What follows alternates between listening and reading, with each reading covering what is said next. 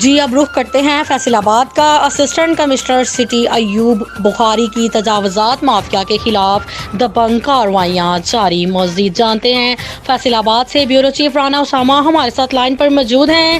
جی رانا اسامہ، مزید اپڈیٹ کیجیے گا۔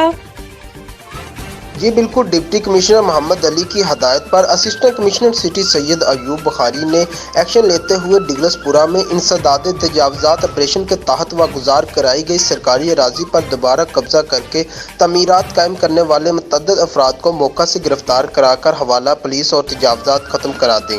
Assistant commissioner city نے بتایا کہ سپریم کورٹ آف پاکستان کے احکامات پر 1.5 ماہ قبل ڈگلس پورہ مرکزی امام بارگاہ کے بالمقابل کروڑوں روپے مالیت کی قیمتی سرکاری اراضی کو ناجائز قابضین سے واگزار کرایا گیا تھا، لیکن دوران انسپیکشن اراضی پر چند قابض گروپ نے دوبارہ قبضہ کر کے تعمیرات شروع کر رکھی تھی، جسے گرا کر قبضہ گروپ کو حوالہ پولیس کر دیا گیا۔ انہوں نے بتایا کہ سپریم کورٹ آف پاکستان کے احکامات پر سرکاری اراضی قبضہ مافیا سے واگزار کرائی جا رہی ہے اور کسی کو سرکاری زمینوں پر قبضہ نہیں کرنے دیا جائے گا۔ انہوں نے کہا کہ واگزار کرائی گئی اراضی کے تحفظ کو بھی یقینی بنایا جا رہا ہے۔